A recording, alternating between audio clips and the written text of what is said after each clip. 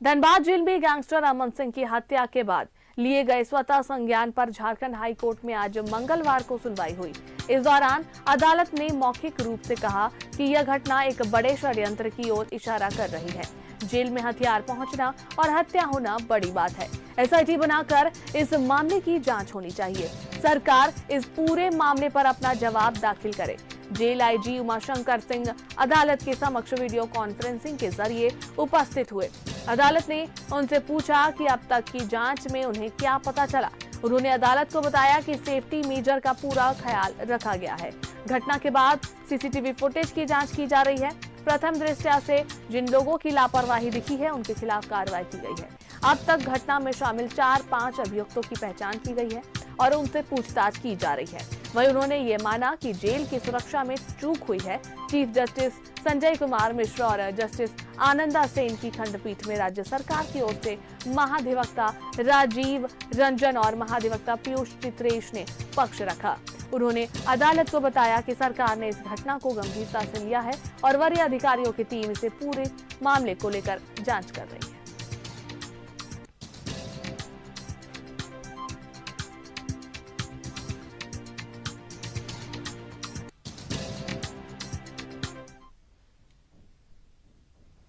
और इस पर अधिक बातचीत के लिए लाइव चैट पर हमारे संवाददाता दीपक हमारे साथ जुड़ रहे हैं। दीपक, अमन सिंह की जो हत्या हुई जेल के अंदर और इसे लेकर आज वीडियो कॉन्फ्रेंसिंग के माध्यम से आईजी को जो है पेश होने के लिए बोला गया है, क्या कुछ बातें और निकलकर सामने आ रही है? इस पूरे हत्याकांड में बहुत सारे अभियुक्तों के नाम भी शामिल हुए हैं, क्या कुछ और खुलासा हो पाया है? जी बिल्कुल, देखिए रविवार को जो गैंगस्टर अमन सिंह की गोली मारकर हत्या कर दी गई और जेल के भीतर, चूंकि जेल सबसे सुरक्षा के लिहाज से सुरक्षित माना जाता है और वहां पर किसी भी तरह की कोई भी गतिविधियां नहीं हो सकती है, बावजूद इसके जेल के भीतर जो है गोली मारकर गैंगस्टर अमन सिंह की हत्या कर दी गई और उसके बाद से ही जो है प्रशासनिक जो महकमा है वो रेस हो गई।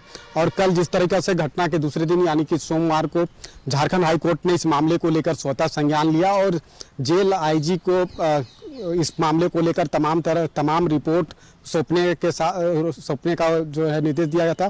साथ ही साथ जब सुनवाई के लिए आज तिथि निर्धारित की गई थी तो उस सुनवाई में भी उन्हें वर्चुअल माध्यम से उपस्थित होने को कहा गया था और लिहाजा आज झारखंड हाई कोर्ट में सुनवाई हुई इस मामले को लेकर और जेल आईजी से जो जवाब मांगा गया था वो जवाब उनके द्वारा दिया गया और मौखिक तौर पे जो टिप्पणी झारखंड हाई कोर्ट ने किया है, जो कहा है कि इस मामले की जो जांच है वो एसआईटी से क्यों नहीं कराई जाए, क्योंकि एक षड्यंत्र के तहत जो है जेल में एक साजिश रची गई और उसके बाद गोली मारकर किसी की हत्या की गई।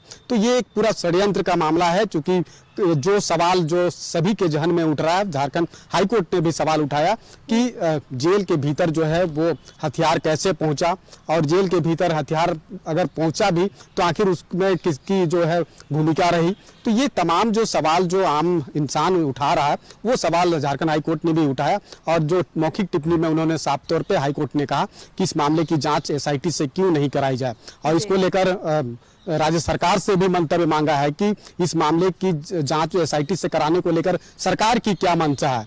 तो ये तमाम जो मंशा क्या है साफ करे और आने वाले जो 12 दिसंबर की जो तिथि निर्धारित की गई है उस तिथि को राज्य सरकार को भी जांच रिपोर्ट जो है, जांच कमेटी की रिपोर्ट जो है वो सौंपने का निर्देश दिया है। तो अब 12 दिसंबर को जब इस मामले की सुनवाई होगी उस दरमियान आप देखना होगा कि इस मामले की जांच जो है एसआईटी से कराने को लेकर राज्य सरकार की मंशा क्या है वो उस दिन साफ होगा। लेकिन जिस तरीका से जो जेल के भीतर जो हत्या हुई है और ये हत्या बिल्कुल नहीं होनी चाहिए, क्योंकि जेल सुरक्षा के लिहाज से सबसे खास जगह माना जाता है। आपने बीते दिनों भी देखा कि होटवार जेल में किस तरीका से जो है वो ईडी के खिलाफ साजिश रची जा रही थी और उसका जो योजना वहां पे तैयार हो रही थी। तो सुरक्षा के दृष्टिकोण से ये तमाम चीजें चूंकि जुडिशरी के अंदर अधीन आता है और जेल के भीतर अगर इस तरीके की गतिविधियां होती है तो जाहिर सी बात है इसमें जिनकी भी लापरवाही है उस पर गाज गिरेगा। हालांकि धनबाद जेल में जो हत्या हुई है उस मामले में अब जेलर समेत 7 कक्षपालों को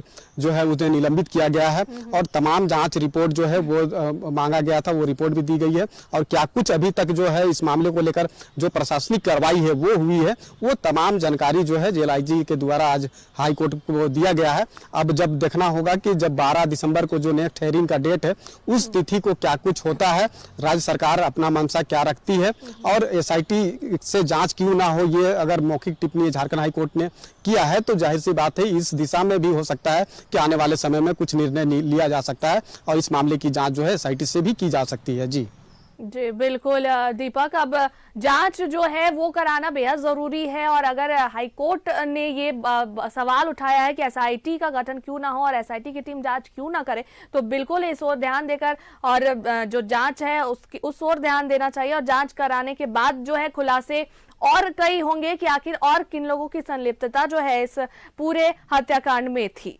चलिए, बहुत बहुत धन्यवाद तमाम बातचीत के लिए दीपक।